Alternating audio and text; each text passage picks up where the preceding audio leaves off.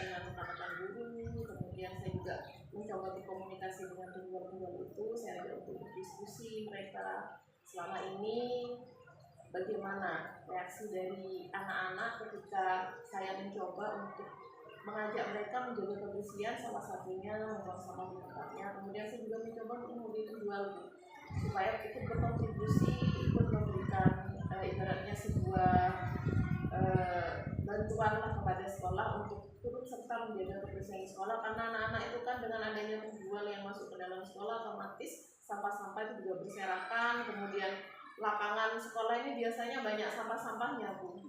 Cuman dari itu saya berusaha untuk menggali data, mengidentifikasi data, mengobservasi. Ternyata memang penjual-penjual itu tidak menyediakan tempat sampah, sehingga anak-anak akhirnya kan habis makan dibuang seenaknya. Lewatnya kan di jalur lapangan. Saya mencoba untuk berkonsultasi juga dengan komite sekolah, kemudian dengan rekan guru, kemudian saya mencoba untuk mencari solusi yang terbaik lah Bu. Namanya dilema etika ya Bu. Yang mana tujuan saya yang pertama, saya ingin menertibkan dan membersihkan lingkungan sekolah. Yang kedua, saya juga tidak ingin mengganggu penjual-penjual itu untuk mencari rezeki di sekolah. Nah, setelah saya berdiskusi, kemudian saya juga berpikir menggunakan alternatif yang lain yang tidak merugikan salah satu pihak. Saya juga mencoba untuk bertanya Bu kepada komite sekolah, bertanya kepada kepala sekolah senior tentang bagaimana solusi untuk menyelesaikan masalah ini. Akhirnya saya mendapatkan sebuah solusi yang tidak merugikan sekolah dan tidak merugikan penjual itu. Saya mencoba untuk menawarkan kepada penjual untuk memindahkan lapak mereka itu ke depan ruangan yang tidak terpakai. Akhirnya kan sekarang sudah gak ada kan gitu lapak-lapaknya. Misalnya kan di sana itu ada warung di situ Bu, ada warung dua yang kelihatannya seperti kandang ayam gitu. Karena mereka kan membuat sendiri. Kemudian pelebaran sendiri akhirnya mengganggu akses keluar masuknya siswa menuju tempat parkir. Nah, sekarang saya pindah di depan ruangan yang memang tidak terpakai karena kondisinya kan udah tidak layak dan butuh rehab. Nah, jadi seperti itu misalnya. Alhamdulillah sekarang semuanya sudah selesai, penjual bisa tetap berjualan dan kondisi sekolah juga alhamdulillah sudah semakin tertata dan bersih. Pesan yang sangat resolutif sekali Ibu. Jadi begini Bu, dalam modul yang saya pelajari itu ada dua jenis dilema yang saya sampaikan tadi kan, dilema etika ya, yang merupakan kebenaran lawan kebenaran, dan yang kedua yaitu bukan moral yang sudah dengan lakukan tadi. Nah, terus itu bagaimana respon dari pemilih-pemilih warung tersebut? Alhamdulillah sebelum saya memutuskan sesuatu kan saya selalu berdiskusi dan berkomunikasi secara intensif ya, untuk mengurangi miskonsepsi dan mispersepsi. Jadi mereka itu sebelum saya putuskan untuk saya pindah ya saya panggil dulu ke ruangan saya, kemudian saya berusaha untuk memberikan edukasi, memberikan saran, memberikan arahan tentang betapa pentingnya menjaga kebersihan dan ketertiban di sekolah, sehingga butuh penataan yang tentunya nantinya bisa berimbas positif kepada sekolah. Namun di sini saya tegaskan bahwa dengan penataan seperti ini saya tidak akan merugikan mereka tetap diizinkan untuk berjualan, cuman di tempat yang lebih tertata dan lebih rapi. Alhamdulillah tanggapannya positif Bu. Setelah saya memutuskan itu, keesokan harinya mereka langsung merapikan tempatnya dan langsung pindah ke ruangan yang tidak terpakai. Berarti selama ini Ibu menjalankan pengambilan keputusan yaitu dengan menggunakan dilema etika tadi Ibu, kepentingan yang sama-sama benar dan sama-sama mengandung nilai kebajikan. Terus adakah langkah-langkah untuk mengambil strategi apa yang Ibu lakukan dalam penyelesaian masalah tersebut? Strategi yang saya ambil tentunya yang pertama saya melakukan observasi untuk mengidentifikasi masalah-masalah yang menjadi ibaratnya menjadi akar dari masalah itu sendiri gitu. Yang tentunya supaya nanti ketika saya mengambil keputusan itu tidak salah, karena kalau kita melihat masalah itu hanya dari permukaan, tidak kita dalami masalahnya, otomatis kan kadang kan kita melihat sesuatu tuh belum tentu benar ya Bu, pasti ada pemicu-pemicunya yang tentunya harus kita observasi dan harus identifikasi dulu. Oleh karena itu yang pertama saya observasi, kemudian mengidentifikasi, setelah itu saya berkomunikasi dan berdiskusi dengan pihak-pihak yang terlibat, dan kemudian baru nanti saya mengambil keputusan supaya memang tidak merugikan sama sekali. ada tidak Bu, hal yang anggap Ibu efektif dalam pengambilan keputusan dalam kasus dilema etika yang Ibu hadapi selama ini? Kalau selama dari pengalaman saya ya Bu, untuk menangani kasus-kasus dilema etika itu tentunya kita tidak bisa mengambil keputusan secara sepihak ya Bu. Tentunya kita harus memperhatikan, mempertimbangkan dan melibatkan pihak-pihak yang terlibat karena memang ada dua kepentingan yang sama-sama benar kan ya Bu. Sehingga kita tidak bisa mengorbankan salah satu kepentingan karena mereka sama-sama membutuhkan saran dan pemecahan yang tentunya tidak merugikan. Jadi ya strateginya yang pertama ya jangan terburu-buru. Kemudian kita lakukan observasi, kita identifikasi, setelah itu kita komunikasikan dan kita diskusikan, baru kita ambil keputusan. Dalam mengambil keputusan yang Ibu hadapi itu apakah ada tantangan-tantangannya? Tentunya tantangannya pasti ada ya Bu. Yang pertama kan seperti penjual itu kan udah terbiasa berjualan dengan lapak mereka, mungkin di awal-awal mereka akan merasa keberatan. Cuman setelah saya observasi selama 3 hari ini, bukan mulai Senin kemarin ya Bu. Saya observasi, saya tanyakan kepada mereka gimana Bu perkembangannya. Alhamdulillah katanya, oh nggak apa-apa Bu. Ternyata anak-anak lebih antusias karena lebih dekat lokasinya. Kan sebelumnya kan lokasinya di pojok sana ya Bu. Sekarang kan sudah lebih dekat dengan ruang kelas. Jadi alhamdulillah ditanggapi dengan baik dan tidak merugikan salah satu pihak. Sekolah lebih bersih, penjual masih tetap bisa mencari rezeki di sekolah. Tidak tertib. Apakah Ibu memiliki sebuah aturan atau jadwal tertentu dalam menyelesaikan dilema etika? Kalau jadwal yang fit ya nggak ada ya, bukan kita kadang masalah nggak terduga ya Bu ya. Tapi untuk menyelesaikan suatu masalah saya pasti membuat skema. Jadi saya membuat skema tentang langkah-langkah apa yang harus saya selesaikan. Jadi ada tahapan yang pertama apa yang harus saya lakukan, tahapan yang kedua apa, tahapan yang ketiga apa, dan finalnya itu seperti apa. Saya konsep dan saya buat seperti sistematika gitu biar tidak salah dalam mengambil keputusan, karena kan mengambil keputusan sebagai seorang pemimpin kan tentunya berat ya Bu. Harus mempertimbangkan banyak aspek, tidak boleh memandang masalah itu dari satu sisi. Adakah seseorang atau faktor-faktor apa saja Bu yang mungkin saat ini dapat mempermudah dalam Ibu mengambil keputusan? Atau ada yang memberi saran kepada Ibu atau gimana? Kalau untuk orang-orang yang bisa mempermudah saya dalam mengambil keputusan, tentunya ya rekan-rekan sejawat yang ada di sekolah ini Bu. Saya fungsikan mereka sesuai dengan tupoksinya, karena di sekolah saya kan sudah ada pembagian tugas masing-masing ya Bu. Ada wakil kepala sekolah, ada bendahara, ada bidang kesiswaan, bidang humas. Jadi saya selalu memposisikan rekan-rekan sejawat itu dalam pengambilan keputusan yang saya ambil sesuai dengan tupoksi mereka, sehingga saya selalu berdiskusi, kemudian meminta saran dan masukan dari mereka. Jadi semua ikut? Iya, semua rekan sejawat dan semua warga sekolah juga saya libatkan. Kalau itu masalahnya berkaitan dengan siswa ya wali murid saya datangkan. Kalau berkaitan dengan guru ya guru itu sendiri juga saya libatkan. Tidak pernah saya mau mengambil keputusan sepihak atas keinginan saya sendiri. Jadi selalu saya pertimbangkan aspek-aspek pendukung, aspek-aspek penunjang, dan siapa saja yang terlibat dalam aspek itu. Mohon maaf Bu, ini adalah pertanyaan terakhir dalam semua hal yang Ibu sampaikan tadi. Pembelajaran apa yang dapat dipetik dari pengalaman Ibu yang kemudian bisa menjadi pengalaman bagi saya yang dapat menimbulkan dilema? Pelajaran yang bisa dipetik dari apa yang sudah saya ceritakan ini tentunya banyak ya Bu. Jadi sebagai seorang pemimpin itu kita harus bijaksana dalam mengambil keputusan, jangan terburu-buru, tapi lihatlah masalah itu secara mendalam, kemudian kita identifikasi akar-akar penyebabnya seperti apa, kemudian kita untuk menentukan solusi pun jangan terburu-buru. Jadi kita harus selalu mempertimbangkan banyak sisi.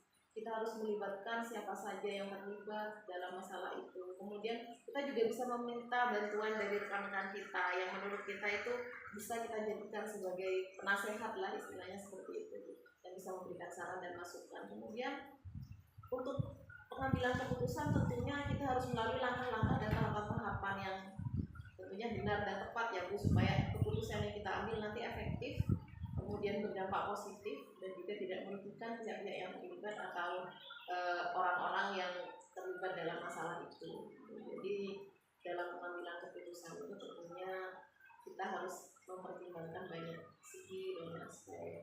Jangan melihat dari satu sisi, tapi lihatlah dari semua sisi. Jadi seperti itu. Yang sangat bagus sekali. Jadi semua itu kita terlibat ya dalam stakeholder.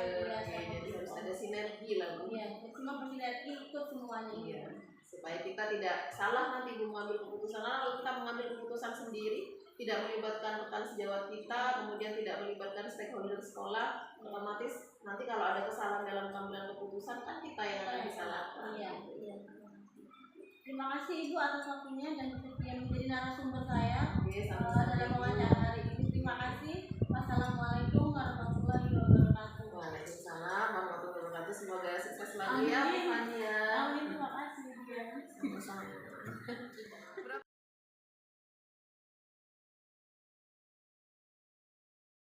Assalamualaikum warahmatullahi wabarakatuh, Bu Mimin.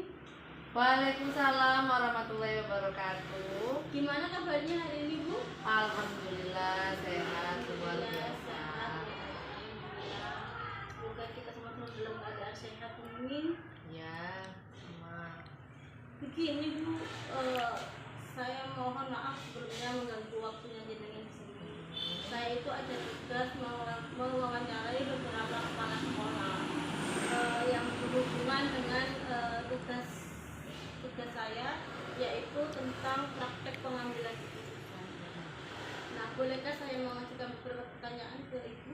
Boleh, sangat boleh sekali. Kalau memang jawaban saya nantinya bisa menginspirasi Bu Fani selaku guru penggerak. Begini Bu, selama Ibu menjabat sebagai kepala sekolah, apa ada permasalahan yang Ibu hadapi yang menimbulkan dilema dalam penyelesaiannya? Jika ada, bisa tolong Ibu ceritakan kepada saya kapan waktunya dan bagaimana Ibu menyelesaikan masalah tersebut. Baik. Memang dalam sebuah lembaga ya, tentunya kita tidak berdiri sendiri. Tentu banyak elemen di dalam sebuah sekolah ya, baik itu dari internal maupun eksternal.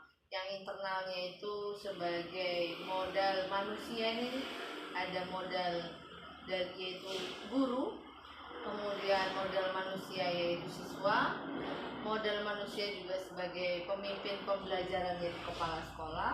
Sedangkan yang di eksternal, nah ini terkait dengan stakeholder, karena stakeholder ini adalah seluruh lapisan masyarakat, terutama yang sudah terbentuk dan sudah berkolaborasi yaitu komite dan paguyuban kelas.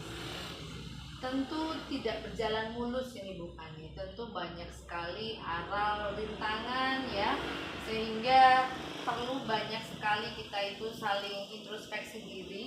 Namun itu tidak pernah memutuskan semangat kami gitu, untuk memajukan lembaga, terutama untuk pemenuhan kebutuhan peserta didik.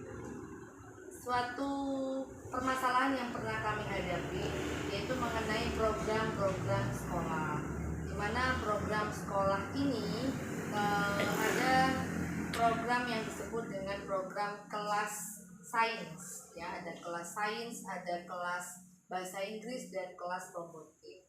Nah, dalam kita mengaplikasikan program-program tersebut tentu banyak kendala, terutama dalam segi finansial.